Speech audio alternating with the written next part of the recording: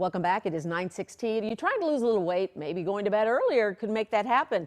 New study finding earlier to bed may be more important than counting the number of hours that you actually sleep when it comes to your health. And joining us to explain is lead researcher Paul Franks.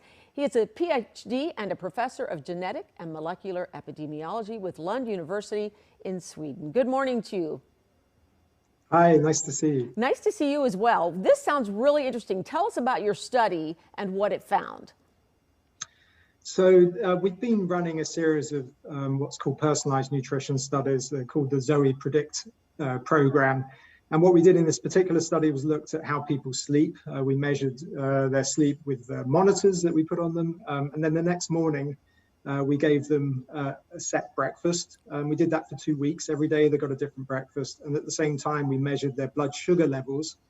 And we were able to show that different features of how you sleep and when you go to bed impact how your blood sugar levels vary after breakfast the next day. Okay, so let's talk about how crucial blood sugar levels are, because obviously people who have to deal with diabetes are much more familiar with this than those who are not. What role does this play in our sleep?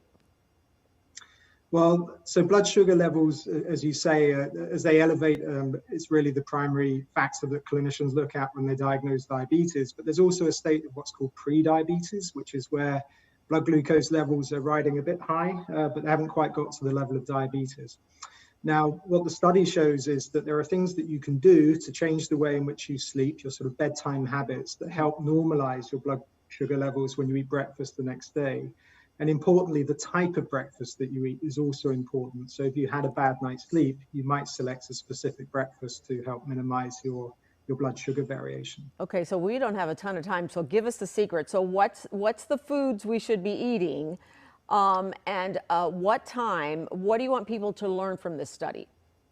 All right, so good sleep hygiene, that's the first thing. And that means keeping your room cool, obviously trying to make sure you're soundproof and keep out blue light late into the evening. But the one thing you should not do if you sleep badly is chug an energy drink the next morning. That's a popular thing, particularly with teenagers these days. But what we found is that very sugary breakfast, particularly in drinks, is particularly bad for your blood glucose after a bad night's sleep. So then go with something that's more fibrous and more high quality fats and protein. Okay, so maybe like, how about coffee? And what if you drink coffee without sugar? Yeah, well, that's not a breakfast meal in and of itself. So it's not something that we've studied, but it's a nice idea.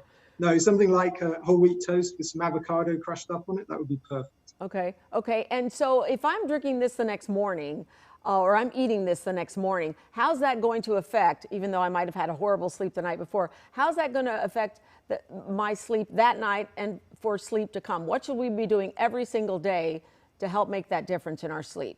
Well, very good question. And so it's really your sleep routine that's important. So one of the things that we showed in the study is, first of all, there are certain things that you should do to maintain high quality sleep. But the other is that when you deviate from your normal sleep pattern, whatever it may be, that can also be harmful in terms of your blood sugar variation.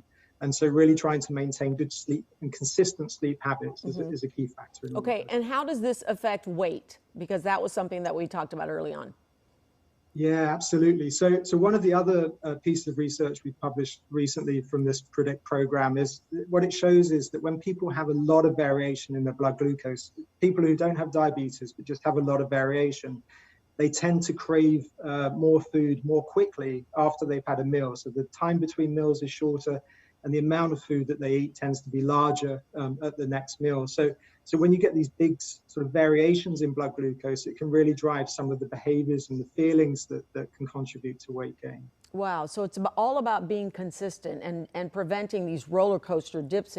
That's easier said than done though, isn't it? Well, I advise for Zoe, which is the startup that's been running these Predict programs. And what we've shown in Nature papers is that the ability to essentially optimize your diet is possible, providing you A, measure the right things, and B, use the right analytical approaches to guide people towards the right foods. So there's definitely now a very strong scientific foundation to help guide people towards foods that will minimize these glucose variations. Sleep is one part of it, but diet's another.